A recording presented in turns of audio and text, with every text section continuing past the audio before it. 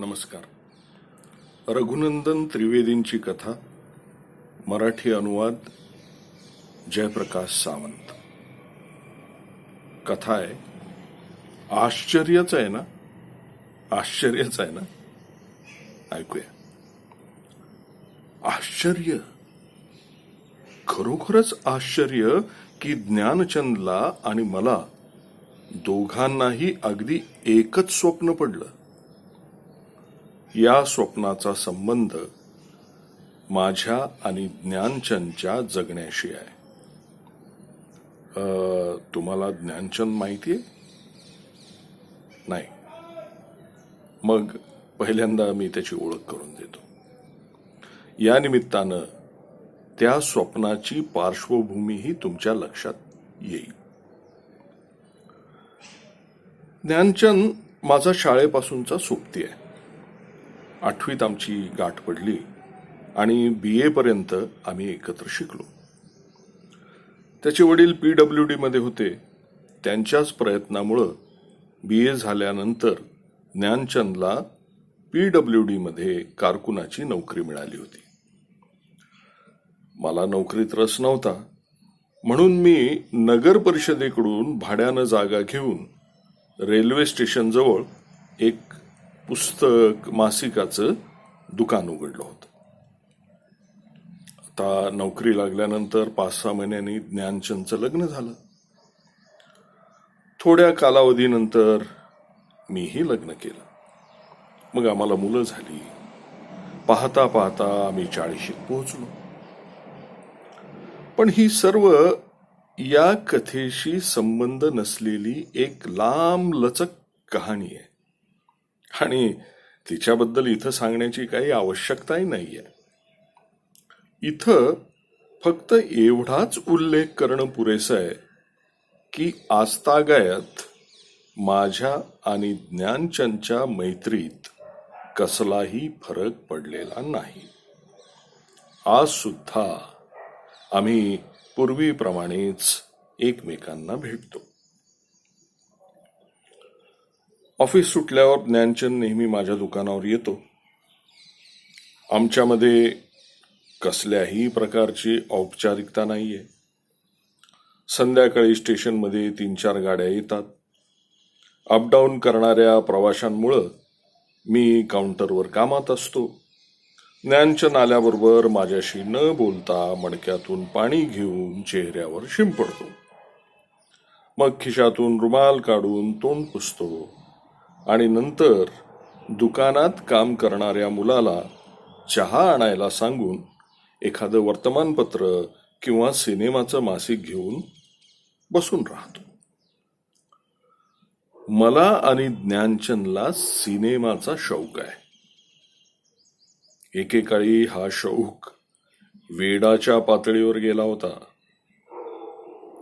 आम्ही त्यावेळी शेठ जीवनलाल हायस्कूलमध्ये शिकत होतो. बहुधा 9वीत किंवा 10वीत.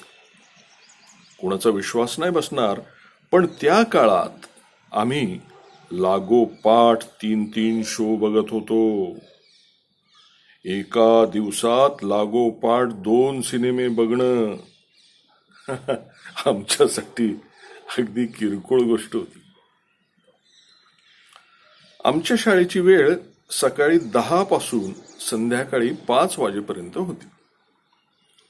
त्यामुळं 12 ते 3 आणि 3 ते 6च्या शो साठी घरी विचारायची सुद्धा आवश्यकता नव्हती. आमच्या गावात त्यावेळी 6 थिएटर होती आणि गंमत म्हणजे ती सर्व शाळेच्या जवळपास होती. शाळेतला दुसरा तास 11:30 वाजता संपायचा आणि या तासानंतर पाणी किंवा लघवीसाठी 5 मिनिटाची रिसेस असायची. बस या रिसेसमध्येच मी आणि ज्ञानचंद दप्तर घेऊन शाळेतून सटकायचो. दप्तर सोबत घेऊन सिनेमा बघायला अडचण व्हायची, म्हणून शाळेतून बाहेर पडल्यावर प्रथम आम्ही त्या कुबड्या गणेशच्या पुस्तकाच्या दुकानावर जायचो. आम्ही त्याच्याकडून गाण्याच्या पुस्तिका आणि सिनेमा साप्ताहिक विकत घ्यायचो. त्यामुळे तो आम्हाला ओळखायला लागलेला होता. त्याला आमची सवय माहिती होती, म्हणून आम्हाला बघितल्यावर तो वेगळ्याच तऱ्हेने हसायचा आणि आमची दप्तरं घेऊन लाकडाच्या एका खोक्याखाली सरकवून द्यायचा. मला चांगल्या प्रकारे आठवतंय की त्या दिवसात अनेक वेळा ज्ञानचंदकडं किंवा माझ्याकडे सुद्धा सिनेमाच्या तिकिटा इतके पैसे नसायचे. मग अशा वेळी आम्ही दोघं कोबड्या गणेशकडून उसने पैसे घेऊन सिनेमाची सोय करायचो. कधी कधी तो आम्हाला पैसे द्यायला नकार द्यायचा. तेव्हा उदास मनानं आम्ही शाळेत परत फिरायचो. नाहीतर मग 6 थिएटरांवर फेऱ्या मारून तिथल्या विंडोत लावण्यात येणाऱ्या नवीन सिनेमांचे फोटो बघायचो आणि ते पाहण्याच्या योजना आखायचो. आता त्या दिवसात शाळा कॉलेजमधल्या मुलामुलीत एका नव्या हिरोची जबरदस्त क्रेज होती. प्रत्येक सिने नियतकालिकाच्या मुखपृष्ठावर त्याचा फोटो असायचा आणि त्याच्या खाण्यापिण्यापासून ते त्याच्या प्रेम प्रकरणापर्यंत विस्तृत माहिती पुरवणारे लेख छापलेले असायचे. कधी असं वाचायला मिळायचं की त्या हिरोचा नवा सिनेमा रिलीज झाला तेव्हा फलाण्या शहरातल्या मुलींनी कॉलेजला सुट्टी द्यायला लावली, किंवा कधी असं की कुणा हिरोईनला वाचवण्याच्या प्रयत्नात त्या हिरोनं खरोखरच आपल्या पायाला जखम करून घेतली, वगैरे वगैरे वगैरे. बहुसंख्य मुलांप्रमाणेच मी आणि ज्ञानचंद सुद्धा त्या हिरोचे फॅन होतो आणि त्याच्याच सारखं चालायचो, बोलायचो आणि हसायचोच देखील.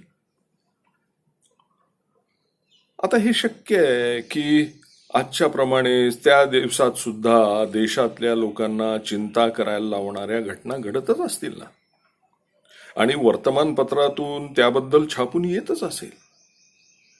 पण मी आणि ज्ञानचंदनं त्या काळात कधी त्यांच्याबद्दल विचारच केला नाही किंवा चर्चा केली होती असं मला आठवत नाही. उलट युद्धाच्या दिवसात संध्याकाळ होताच शहरात अंधार व्हायचा आणि चिंतातूर लोक रेडिओला कान लावून वाढत्या महागाईबद्दल बोलायचे. अशा दिवसात सुद्धा ब्लॅकआउटमध्ये आमच्यात एकतर सिनेमाविषयी गप्पा व्हायच्या, नाहीतर मग एका मुलीबद्दल जी ज्ञानचंदच्या गल्लीत राहत होती आणि ज्ञानचंद तिच्यावर प्रेम करत होता. पण त्या मुलीचाही आमच्या स्वप्नाशी काही संबंध नाही, म्हणून मी तिच्या संबंधी काही सांगणार नाही. असो, नंतरच्या काळात माझं आणि ज्ञानचंदचं कॉलेज संपलं आणि आम्हा दोघांची लग्न झाली. तसा आमचा सिनेमाचा शौक सुद्धा थोडा कमी झाला. तसंही या दरम्यान सिनेमाचा ट्रेंड बदलून गेला होता. आम्ही पूर्वी ज्याचे फॅन होतो तो हिरो आता अधूनमधून चरित्र अभिनेत्याच्या भूमिकांमध्ये दिसू लागला होता. आता मी आणि ज्ञानचंद महिन्यातून एखादाच, पण ज्यात काही गरम सीन असतील असा सिनेमा बघतो. टीव्ही आणि व्हिडिओच्या धक्क्याला तोंड देण्यासाठी हल्ली लैंगिक शिक्षणाच्या नावावर स्त्रीचा पूर्ण निर्वस्त्र देह आणि संभोग दृश्य उघड उघड दाखवणारे खूप सिनेमे थिएटरामधून दाखवले जातात. आता आधीच सांगतो बरं का की माझं आणि ज्ञानचंदचं इंग्रजी आजही फारसं चांगलं नाहीये. वेगात बोलले जाणारे इंग्रजी संवाद आम्हाला समजत नाहीत. तरीही आम्ही इंग्रजी चित्रपटच बघतो. आता थिएटरच्या मालकांना बहुधा आमच्या इंग्रजीच्या ज्ञानाबद्दल कल्पना असावी. म्हणूनच आम्हाला मूर्ख बनवण्यासाठी ते या चित्रपटांच्या शीर्षकांचे चुकीचे अनुवाद करून पोस्टर छापतात. आणि आम्ही अशा तऱ्हेनं बऱ्याचदा फसलो आहोत बरं का. पण आम्ही अशा फसवणुकीपासून वाचण्याचा एक मार्गही शोधून काढलाय.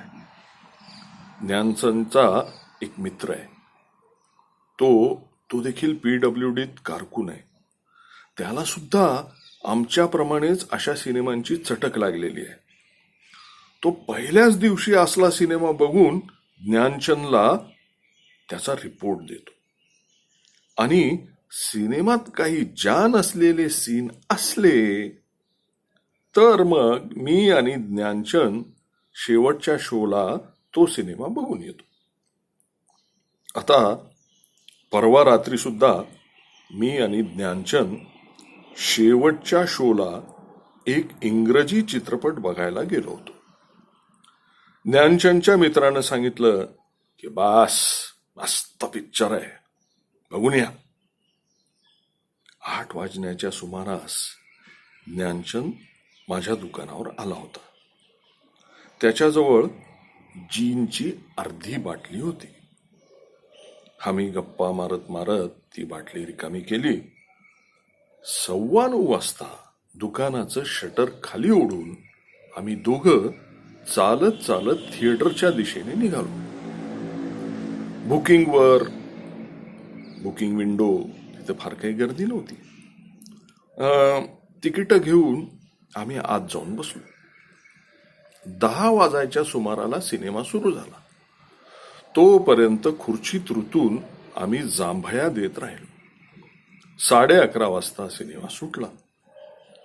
4-5 संभोग दृश्य असूनही ध्यानचंदला आणि मला दोघांनाही काही मजाच नाही आली. मध्ये एकदा तर सिनेमा अर्ध्यात सोडून जावं असं वाटलं होतं. पण आता काहीतरी होईल म्हणत आम्ही बसून राहिलो. सिनेमा बघून परत येताना आमचा दोघांचाही मूड खराब होता. चांगलंच मूर्ख बनवलं आपल्याला, नाही का? ध्यानचंद निरोप घेताना मला म्हणाला होता आणि मी हसलो होतो. घरी जाऊन मी कपडे बदलले, हातपाय धुतले. मी भांड्यातून जेवण वाढून घेतलं आणि जेवून व नंतर पाणी पिऊन पत्नी शेजारी गुपचूप आडवा झालो. थोड्या वेळानं मला झोप लागली आणि नंतर ते स्वप्न पडलं. स्वप्नात मी आणि ज्ञानचंद एका अंधाऱ्या खोलीत बसलो होतो. तिथं आणखीही काही लोक होते, पण त्यांचे चेहरे दिसत नव्हते. फक्त लोकांची कुजबूज आणि बैठक बदलताना होणारी त्यांच्या खुर्च्यांची कुरकुर मला ऐकू येत होती. आमच्या समोर एक खूप मोठं स्टेज होतं. सुरुवातीला स्टेज रिकामं होतं, पण नंतर अचानक ते प्रकाशमान झालं आणि तिथं एक मुलगी दिसू लागली. मुलगी नाही, फक्त तिचा चेहरा. आणि त्या मुलीचा चेहरा नाही, पूर्ण चेहरा नाही, फक्त तिचे डोळे. आणि ते इतके सुंदर होते की आम्ही सर्व पाहतच राहिलो. संपूर्ण हॉलमध्ये शांतता पसरली. ती मुलगी आमच्याकडे पाहत होती आणि जणू म्हणत होती की पहा, तुम्हाला अजून ज्ञात नाहीत अशा साऱ्या अनुभूती मी माझ्या आत लपवल्यात. जी अक्षय अद्भुत जादू तुम्ही आजवर इथं तिथं शोधत होता, ती ती जादू माझ्यात सामावलीये. माझ्यापाशी जो खजिना आहे तो मिळवण्यासाठी माणूस काहीही करू शकेल. या या तुमच्यात हिम्मत असेल तर जाणून घ्या. उघडा उघडा आणि मोडून तोडून टाका मला. सांगा सांगा कशी आहे मी, सांगा कशी आहे मी. खरोखरच असा चेहरा, असे डोळे मी यापूर्वी कधीही पाहिले नव्हते. मीच नाही तर हॉल मधला प्रत्येक जण अगदी मंत्रमुग्ध होऊन बघत होता. कितीतरी वेळ हेच दृश्य दिसत राहिलं. मग मग हळूहळू त्या मुलीचा चेहरा कोमेजत गेला. तिचे डोळे निर्जीव आणि नको तितके मोठे वाटू लागले. हॉल मधले लोक कंटाळू लागले. मुलीला हे सहन झालं नाही. तिने आपला चेहरा झाकून घेतला. मुलीने चेहरा झाकताच स्टेजवर काही क्षणांसाठी काळोख झाला. पुन्हा प्रकाश आला. तेव्हा तेव्हा मुलीची मान आणि खांदे दिसू लागले होते. गोरी कृशमान आणि छातीच्या वरती एक छोटासा खळगा. पुन्हा एकदा हॉलमध्ये शांतता पसरली. मी आणि ज्ञानचंद श्वास रोधून ते दृश्य बघत होतो. जवळपास 5 ते 7 मिनिटं, किंवा शक्य आहे की वर्षानुवर्ष ते दृश्य आम्हाला मोहवत राहिलं. नंतर मात्र अचानक वाटलं की आम्हाला थकवा आलाय. ज्ञानचंदनं शिट्टी वाजवली. त्या शिट्टीनंतर अख्ख्या हॉलभर शिट्ट्या वाजू लागल्या. मुलगी घाबरून पळून गेली. मुलगी पळून गेल्यानंतर पुन्हा हॉलमध्ये पहिल्यासारखा अंधार पसरला. नंतर पुन्हा प्रकाश. यावेळी मुलगी कमरेपर्यंत नग्न होती. तिचे उरोज पाहून निस्तब्ध झालो. मी ज्ञानचंदकडे पाहिलं. तोही एकटक स्टेजकडे पाहत होता. पण ते दृश्य सुद्धा इतकं ताणलं गेलं की हॉल मधल्या लोकांच्या जांभया ऐकू येऊ लागल्या. मुलगी पुन्हा पळून गेली आणि पुन्हा परत आली. तेव्हा ती डोक्यापासून पायापर्यंत नग्न होती आणि नाच करत होती. पुन्हा एकदा लोक गप्प झाले. पण ही शांतता थोड्या वेळानं किंवा कदाचित काही वर्षानंतर भंग पावली आणि लोक खुर्च्यावर चुळबुळ करू लागले. मुलगी पुन्हा अंधारात नाहीशी झाली.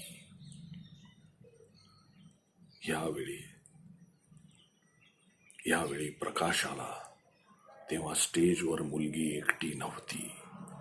तिच्यापासून थोड्या अंतरावर एक पुरुष उभा होता. आम्ही पाहत होतो तेवढ्यात ती दोघं एकमेकांना कुरवाळू लागली. हॉलमध्ये पुन्हा शांतता पसरली. फक्त लोकांचे श्वास ऐकू येत होते. हेच दृश्य आम्ही कितीतरी वेळ किंवा कितीतरी वर्ष पाहत आलो. नंतर स्टेजवर त्या मुलीनं आणि पुरुषानं वेगवेगळ्या तऱ्हेने नाचायला सुरुवात केली. नाचताना त्या मुलीचं नग्न शरीर त्या पुरुषाच्या शरीराला स्पर्श करायचं. तेव्हा आम्ही शिट्ट्या वाजवायचो. आमच्या शिट्ट्यांनी उत्तेजित होऊन त्या दोघांनी स्टेजवरच सर्वांच्या समोर संभोग सुरू केला. पण शेवटी आम्हाला याचाही कंटाळा आला.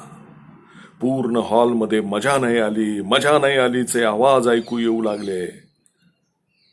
ह्यावेळी मुलगी पळून नाही गेली, तर स्टेजवर अशा अजब अजब क्रिया करू लागली की आम्ही त्यापूर्वी कधीही पाहिल्या नव्हत्या.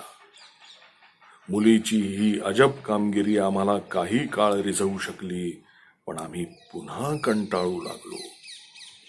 आम्ही स्टेजवर दगड मारणं सुरू केलं. मुलीचा साथीदार पुरुष थकून स्टेजवर आडवा झाला होता. तो घाबरून पळून गेला. पण मुलगी गुपचूप दगड झेलत राहिली. मग तिला काय सुचलं माहित नाही, पण ती सरळ उभी राहून आमच्याकडं पाहू लागली. यावेळी हॉलमध्ये पूर्ण शांतता होती. बहुधा मी आणि ज्ञानचंद दोघच तिथं राहिलो होतो. मग स्टेज अचानक काळोखात बुडालं. आम्ही दोघं पुन्हा एकदा एखाद्या नव्या कामगिरीची वाट पाहत बसून राहिलो.